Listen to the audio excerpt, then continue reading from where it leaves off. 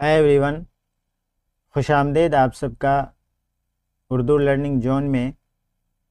आज हम जिस मौजू पर गुफ्तगू करने जा रहे हैं वो है तारीख़ ज़ुबान उर्दू। एक ऐसी ज़ुबान की तारीख़ जो हमारी तहज़ीब, फ़िक्र और इल्मी रिवायत की अक्कासी है। ये सबक सवालात व जवाबात पर मबनी है जो यूजीसी नेट के इम्तहान में नहायत अहम समझे जाते हैं और बार बार पूछे जाते हैं। जो दोस्त पहली बार हमारे चैनल पर आए हैं उनसे मुअद्दबाना गुजारिश है कि चैनल को सब्सक्राइब ज़रूर करें ताकि उर्दू से मोहब्बत और यूजीसी नेट की मुअस्सर तैयारी का ये सफ़र आपके साथ जारी रहे। तो चलिए शुरू करते हैं आज का पहला सेशन। उर्दू के आगाज़ के सिलसिले में उलमा और मुहक्किकीन के मुख्तलिफ़ नज़रियात मिलते हैं। कुछ मुहक्किकीन के नज़दीक उर्दू की बुनियाद दिल्ली और उसके नवाही इलाकों में पड़ी, जहाँ मकामी बोलियों ने फ़ारसी और अरबी के असरात कबूल किए। एक तबका ये राय रखता है कि उर्दू का फ़रोग़ दक्कन में हुआ, जहाँ उसने बाकायदा अदबी शक्ल इख्तियार की, जबकि बाज़ उलमा के मुताबिक उर्दू एक लश्करी ज़ुबान है जो मुख्तलिफ़ कौमों और ज़ुबानों के बाहमी मेल जूल से वजूद में आई। इन तमाम नज़रियात से ये बात वाज़ेह होती है कि उर्दू किसी एक ख़ित्ते या एक ज़ुबान की पैदावार नहीं, बल्कि एक मुश्तरका तहज़ीब और लिसानी अमल का नतीजा है, और यही नुक्ता यूजीसी नेट में ख़ास अहमियत रखता है। इन तमाम अहम निकात और नज़रियात को आप इस वक्त स्क्रीन पर मुलाहज़ा करें।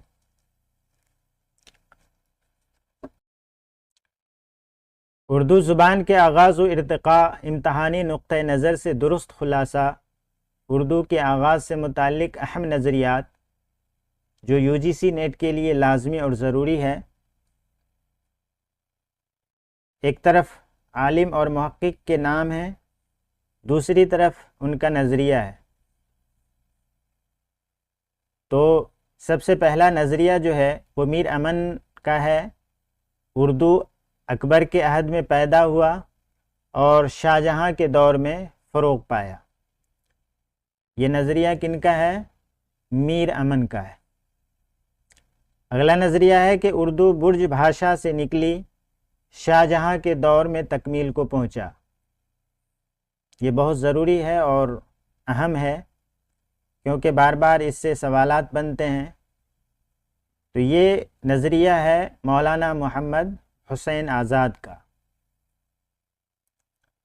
अब बात कर लेते हैं अगले नज़रिए की। तो उर्दू की दाग़बेल पंजाब में पड़ी। ये किनका नज़रिया है? महमूद शिरानी का। अगला है उर्दू का मस्कन दो आबा गंगो जमन है। तो ये है शौकत सब्ज़वारी का। सैयद सुलेमान नदवी का नज़रिया है कि उर्दू का आगाज़ सिंध में हुआ। मुहिउद्दीन क़ादरी ज़ोर हरियाणी असरात को अहम मानते हैं। ये इनका नज़रिया है। उर्दू की जाए पैदाइश दिल्ली और नवाह सबसे ज़्यादा काबिल कबूल जो नज़रिया है वो है मसऊद हुसैन खां। तो आपको ये सीक्वेंस याद रखनी है कि पहले संस्कृत, उसके बाद प्राकृत, अपभ्रंश, खड़ी बोली और फिर उर्दू। अब बात करते हैं प्राकृत की 5 अहम किस्मों की। तो सबसे पहला नंबर आता है महाराष्ट्री का और इनको अदबी हैसियत हासिल है। दूसरे नंबर पे है शोरसीनी, जो मथुरा के इलाके में ये ज़ुबानें जो है बोली जाती थी और ये उर्दू की असल बुनियाद है। मागधी, जो जुनूबी बिहार में बोली जाती थी। अर्धमागधी बुद्ध, महावीर, जैन की ज़ुबान है। बात कर लेते हैं पिशाची की 5वें नंबर की। तो इनका इलाका जो है कश्मीर और पंजाब था, मतलब यहाँ बोली जाती थी। और ये ज़माना जो है पहली सदी ईस्वी का ज़माना था। अब दौर की बात करें तो ये जो है कुशानी दौर इसको कहा जाता है। सूफिया और उर्दू, तो इसमें सर फहरिस्त जो नाम है वो है शेख फरीद, निज़ामुद्दीन औलिया और अमीर खुसरू। ये 3 नाम हैं जिन्होंने वाज़, मलफूज़ात और दोहे कहे अवामी ज़ुबान में और उर्दू के फ़रोग़ में सबसे मुअस्सर किरदार जो है अदा किया, ये सूफियाए किराम का है। अब बात कर लेते हैं दक्कन और शुमाली हिंद का आपस में मुवाजना करते हैं, शुमाली हिंद और दक्कन का। तो दक्कन में उर्दू को जो है शाही सरपरस्ती हासिल थी, वहीं जो है शुमाली हिंद में अवामी ज़ुबान थी। क़दीम उर्दू दक्कनी जो है ये दक्कन माना गया है, और शुमाली हिंद में इसकी जो अहमियत थी वो रेख्ता, यानी वहाँ के लोग इनको रेख्ता के नाम से जानते थे। और ये जो दक्कन के अंदर जो है गोलकंडा और बीजापुर, यहाँ शाही हुकूमत थी और ये लोग जो है उर्दू ज़ुबान को इस्तेमाल करते थे, और शुमाली हिंद की जगह वो दिल्ली थी। अब बात कर लेते हैं वली दक्कनी की। तो वली दक्कनी दीवाने वली दिल्ली पहुँचा, उर्दू शायरी को अदबी वक़ार हासिल हुआ, यानी 1700 ईस्वी में। और ये दौर शुरू होता है किनका, मीर सौदा दर्द का दौर यहाँ से शुरू होता है। उससे पहले इसको उतनी अहमियत हासिल नहीं थी, लोग इनको जो है रेख्ता के मतलब गिरी पड़ी ज़ुबान समझते थे। शॉर्ट में थोड़ा समझते हैं। 1857 के बाद मुग़ल ज़वाल शुरू होता है, यहाँ से मुसलमानों की तबाही होनी शुरू होती है, और फिर जो है सर सैयद अहमद ख़ां अपनी तहरीक चलाते हैं, सर सैयद तहरीक।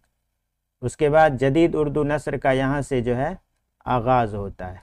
सवाल की तरफ आगे बढ़ते हैं। पहला सवाल है कि उर्दू ज़ुबान के आगाज़ का सबसे ज़्यादा मुस्तनद नज़रिया किसका है? इसका जवाब हो जाएगा मसऊद हुसैन ख़ान, मसऊद हुसैन ख़ान।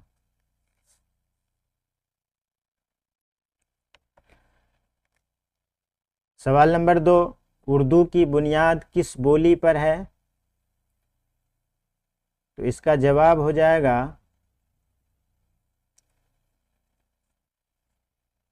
खड़ी बोली।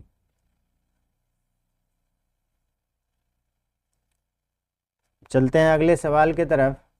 सवाल नंबर 3, पिशाची प्राकृत का ताल्लुक़ किस दौर से है? तो इसका जवाब हो जाएगा कुशानी या किशनी भी कह सकते हैं, किशनी या कुशानी दौर। ये जो है 1ली सदी ईस्वी का है।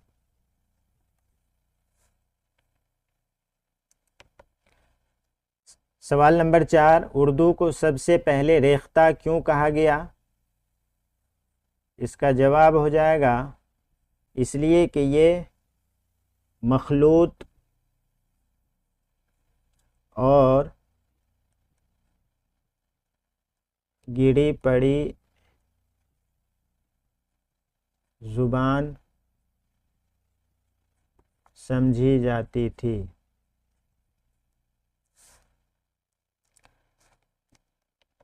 अगला सवाल है सवाल नंबर 5, उर्दू शायरी को बाज़ाब्ता आगाज़ किससे मिला? उर्दू शायरी को बाज़ाब्ता आगाज़ किससे मिला? जवाब हो जाएगा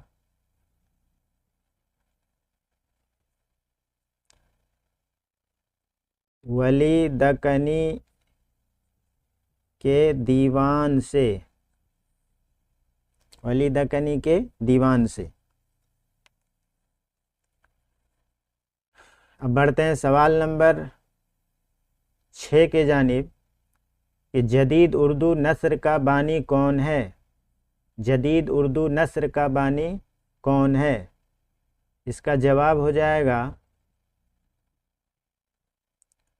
सर सैयद अहमद ख़ान।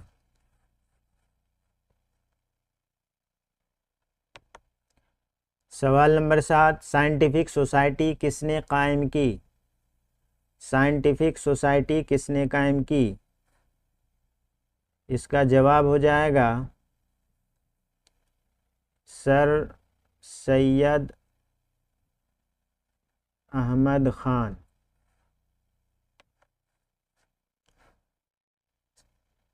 अगला सवाल है सवाल नंबर 8। मुसद्दसे हाली का मकसद क्या था? मुसद्दसे हाली का मकसद क्या था? इसका जवाब हो जाएगा कौम की इस्लाह।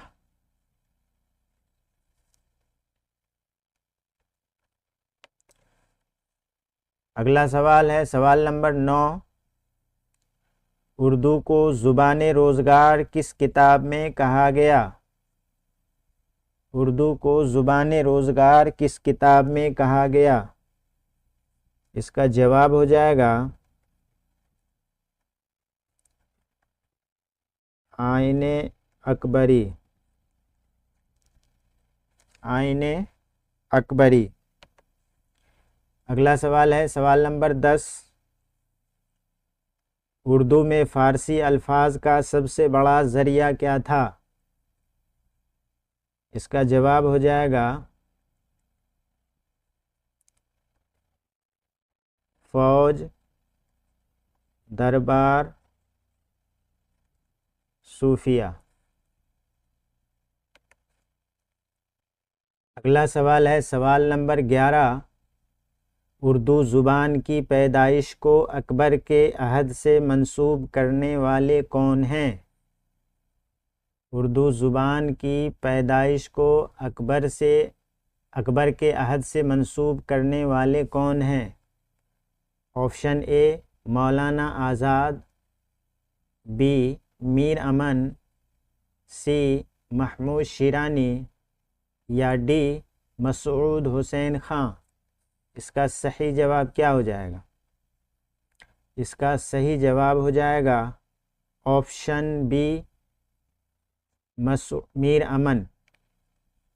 इसका सही जवाब हो जाएगा option B Mir Aman.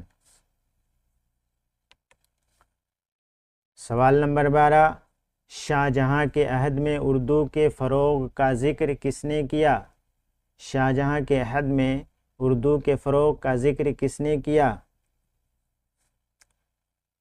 Option A Muhammad Husain Azad, option B Mir Aman, option C Syed Sulaiman Nadvi या डी शौकत सब्ज़वारी। इसका सही जवाब क्या होगा?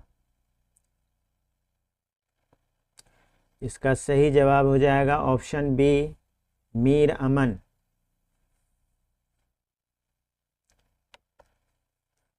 सवाल नंबर 13। उर्दू को बुर्ज भाषा से निकला हुआ मानने वाले कौन हैं? Option A Mahmood Sherani, option B Shaukat Sabzwari, option C Muhammad Husain Azad या ऑप्शन डी मसूद हुसैन खां।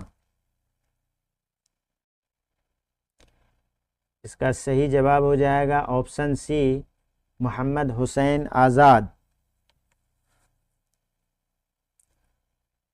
सवाल नंबर 14।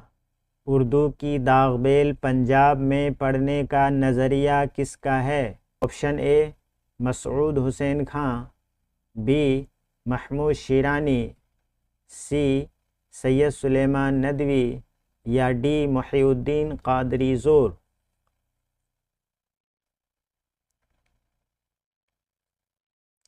इसका सही जवाब हो जाएगा ऑप्शन बी महमूद शिरानी।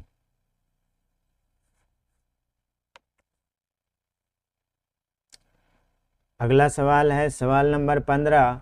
दो आबा गंगो जमन को उर्दू का मस्कन किसने करार दिया? Option A Mahmood Sherani, B Shaukat Sabzwari, C Azad या डी मीर अमन। इसका सही जवाब हो जाएगा शौकत सब्ज़वारी।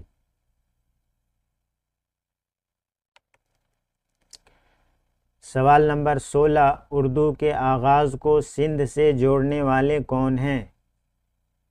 ए आज़ाद, बी शिरानी, सी सैयद सुलेमान नदवी या डी मुहीउद्दीन क़ादरी ज़ोर।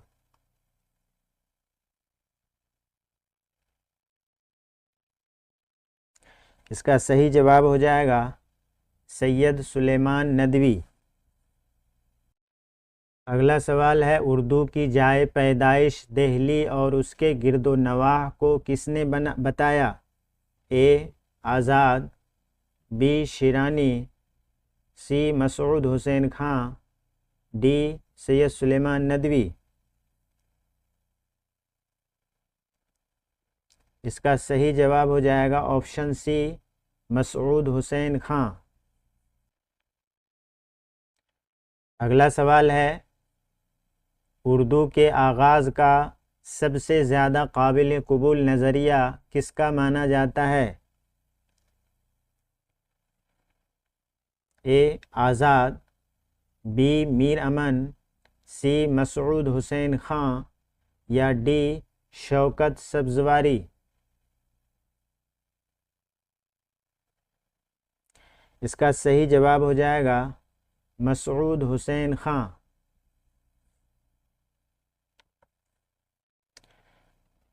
सवाल नंबर 20, मुसलमानों की बड़ी तादाद के हिंदुस्तान आने का ज़माना कौन सा है? ए 7वीं सदी, बी 8वीं सदी, सी 10वीं सदी या डी 12वीं सदी। बताइए।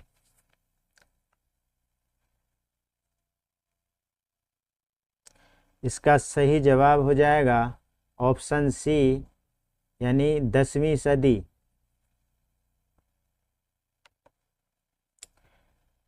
अगला सवाल है, सवाल नंबर 21, संस्कृत को आवाम से अलग करने की कोशिश किस तबके ने की? ए बुद्ध भिक्षु, बी जैन साधु, सी पंडित, डी अरब ताजिर। इसका सही जवाब क्या होगा? इसका सही जवाब हो जाएगा सी यानी पंडित। सवाल नंबर 22, अवामी मखलूत ज़ुबान को क्या कहा जाता था? ए संस्कृत, बी अपभ्रंश, सी प्राकृत या डी पिशाची। अवामी मखलूत ज़ुबान को क्या कहा जाता था? इसका सही जवाब हो जाएगा सी यानी प्राकृत। अगला सवाल है, प्राकृत के अव्वलीन नमूने कहाँ मिलते हैं?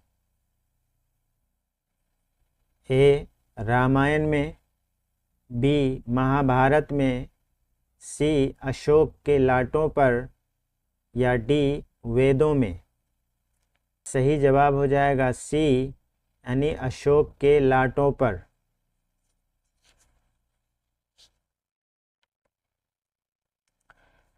अगला सवाल है, सवाल नंबर 24, अदबी हैसियत रखने वाली प्राकृत कौन सी थी? ए मागधी, बी शोरसिनी, सी महाराष्ट्री या डी अर्धमागधी।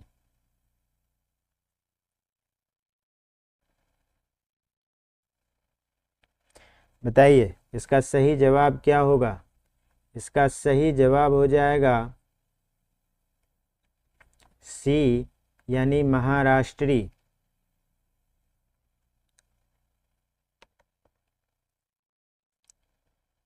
अगला सवाल है, शोरसिनी प्राकृत का मरकज़ कहाँ था?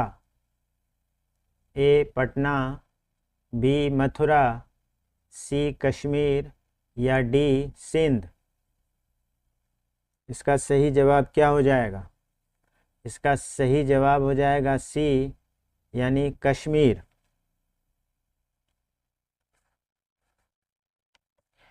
अब बढ़ते हैं अगले सवाल की तरफ। सवाल नंबर 26, गौतम बुद्ध और महावीर ने किस प्राकृत को अपनाया?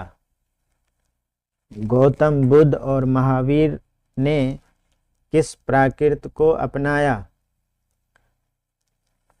Option A Maharashtri, option B Magadhi, C Ardhamagadhi या डी शोरसेनी।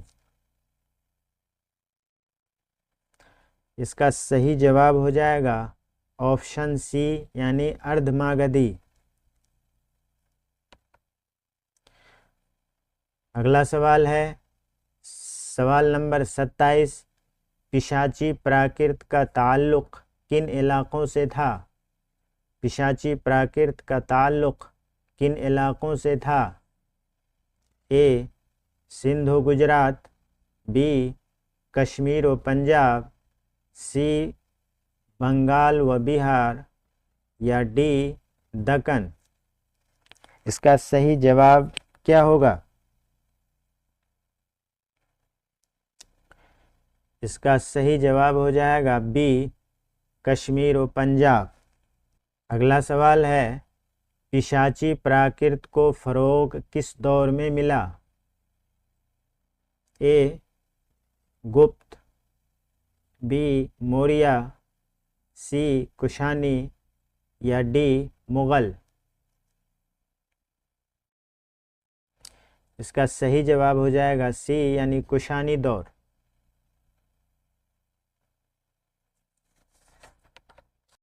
अगला सवाल है सवाल नंबर 29। शोरसेनी अपभ्रंश किस इलाके में राइज थी? ए दक्कन, बी दोआबा, सी बंगाल या डी राजस्थान। बी यानी दोआबा व गंग।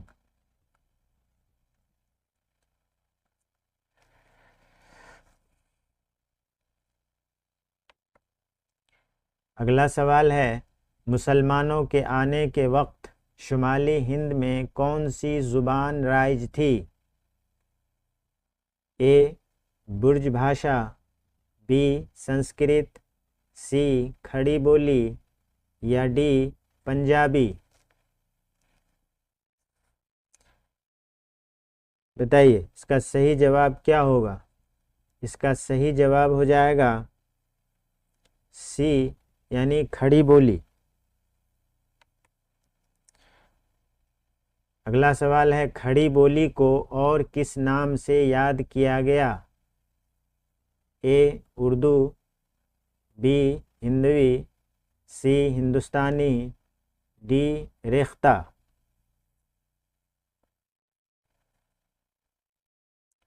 इसका सही जवाब हो जाएगा सी यानी हिंदुस्तानी। सवाल नंबर 32। उर्दू को इब्तदा में किन नामों से पुकारा गया? ए उर्दू दक्कनी, बी हिंदी हिंदवी या रेख्ता, सी बुर्ज या अवधी ओदी या डी संस्कृत। बताइए इसका सही जवाब क्या होगा? इसका सही जवाब हो जाएगा जवाब बी हिंदी हिंदवी और रेख्ता। सवाल नंबर 33। खुसरू के किस कलाम में खड़ी बोली नुमायां है? खुसरू के किस कलाम में खड़ी बोली नुमायां है? ए गीत, बी मसनवियाँ, सी पहेलियाँ और मकरनियाँ, डी कसाइद। इसका सही जवाब हो जाएगा ऑप्शन सी पहेलियाँ और मकरनियाँ।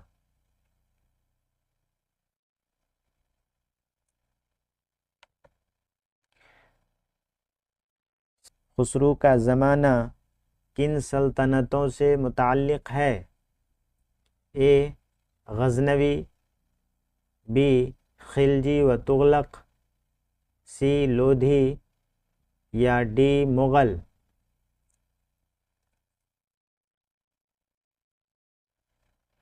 इसका सही जवाब हो जाएगा खिलजी व तुगलक। अगला सवाल है, उर्दू के फ़रोग़ में फ़ौजी दस्तों का किरदार क्यों अहम था? ए मजहबी तबलीग, बी तिजारत, सी मुश्तरका बोलचाल या डी तालीम?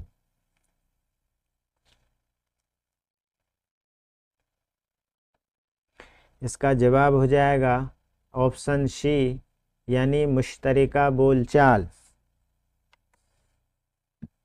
अगला सवाल है, उर्दू पर सबसे बड़ा एहसान किस तबक़े का है?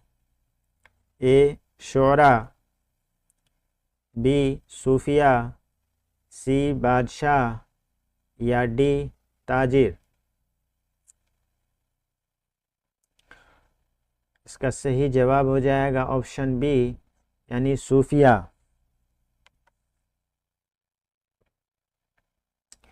सवाल नंबर 37, दक्कन में उर्दू का पहला मरकज़ कौन सा था? दक्कन में उर्दू का पहला मरकज़ कौन सा था? Option A Bijapur, B Gulbarga, C Daulatabad या डी गोलकंडा?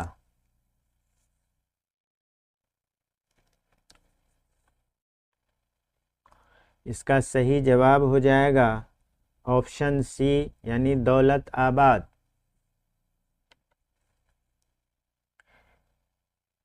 अगला सवाल है, दक्कन में उर्दू को क्या दर्जा हासिल था? ए अवामी, बी बाज़ारी, सी शाही या डी फौजी? इसका सही जवाब हो जाएगा ऑप्शन सी यानी शाही। सवाल नंबर 39, शुमाली हिंद में उर्दू को किस नाम से हक़ारतन पुकारा गया? ए दक्कनी, बी हिंदवी, सी रेख्ता या डी हिंदुस्तानी?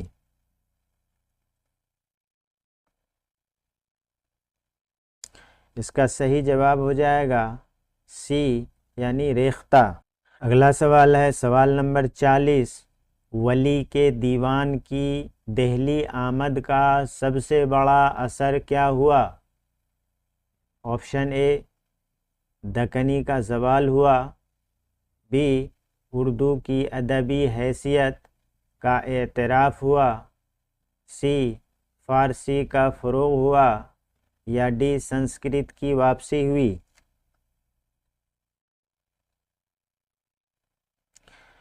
इसका जवाब हो जाएगा ऑप्शन बी यानी उर्दू की अदबी हैसियत का एतराफ़ हुआ। सवाल नंबर 41, लिसानियात की रूह से ज़ुबान क्या है? लिसानियात की रूह से ज़ुबान क्या है? ए तहरीरी अलामात का मजमुआ, बी इशारों का निज़ाम, सी सौती अलामतों का रिवायती निज़ाम या डी महज अल्फाज का ज़ख़ीरा?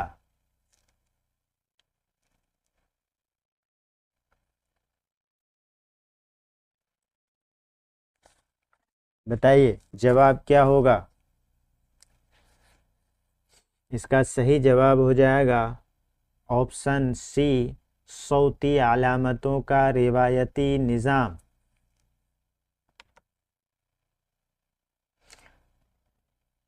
अगला सवाल है, माहिरीन लिसानियात ने ज़ुबानों को कितने ख़ानदानों में तक़सीम किया?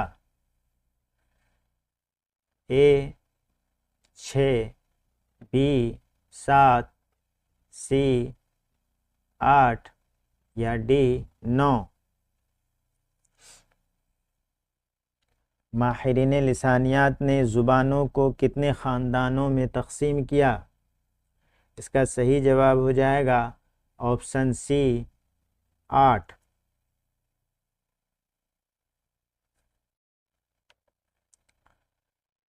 अगला सवाल है, उर्दू और हिंदी का ताल्लुक़ किस लिसानी ख़ानदान से है? ए दरावड़ी, बी सामी, सी मुंडा या डी हिंद यूरोपी।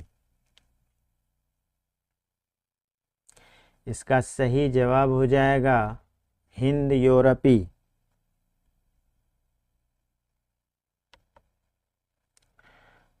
अगला सवाल है, सवाल नंबर 44। हिंद यूरोपी ख़ानदान को और किस नाम से जाना जाता है? ए इंडो चाइनीज़, बी इंडो ईरानी, सी इंडो जर्मन या डी इंडो यूरोपी।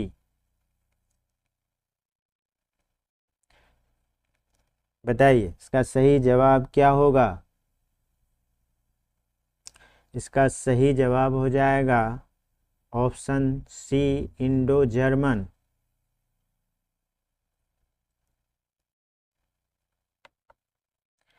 अगला सवाल है, आर्यों का असल वतन कहाँ करार दिया गया है? Option A Hindustan, B Europe, C वस्त एशिया या डी ईरान।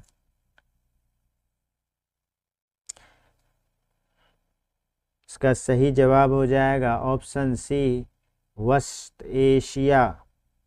और ये कौल जो है किनका है? नसीर अहमद ख़ान का। नसीर अहमद ख़ान का कौल है कि आर्यों का असल वतन वस्त एशिया है। अगला सवाल है 46। हिंदुस्तान में आर्यों की आमद की तारीख़ क्या मानी जाती है?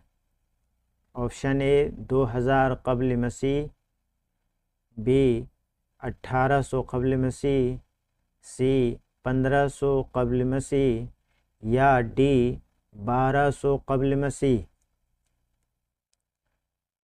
बताइए इसका सही जवाब क्या होगा? इसका सही जवाब हो जाएगा ऑप्शन सी यानी 1500 क़ब्ल मसीह। और ये कौल किसका है? ये कौल है मसऊद हुसैन ख़ान। मसऊद हुसैन ख़ान का कौल है कि हिंदुस्तान में आर्यों की आमद की तारीख़ 1500 क़ब्ल मसीह है।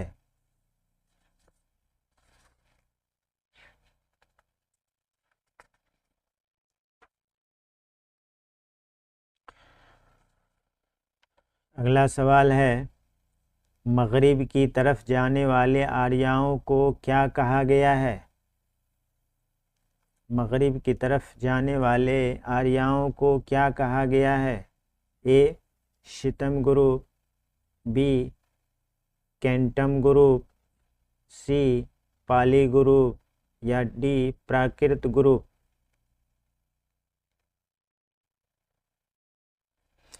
इसका सही जवाब हो जाएगा ऑप्शन बी कैंटम ग्रुप।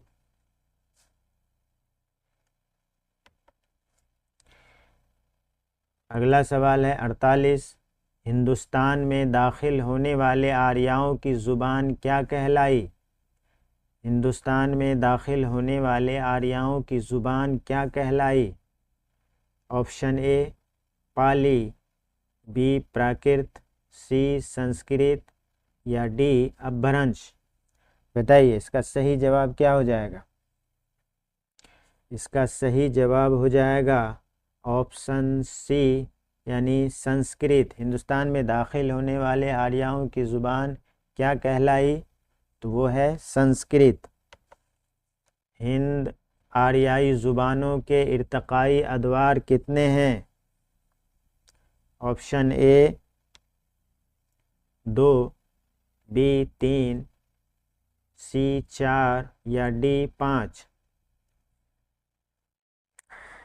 इसका सही जवाब हो जाएगा ऑप्शन सी यानी 4। अगला सवाल है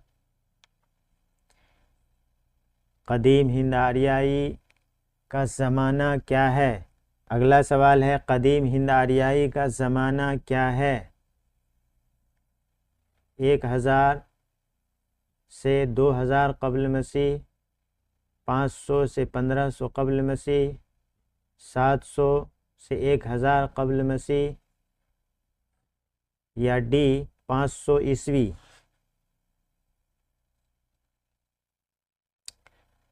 इसका सही जवाब हो जाएगा बी, यानी 500 से 1500 क़ब्ल मसीह।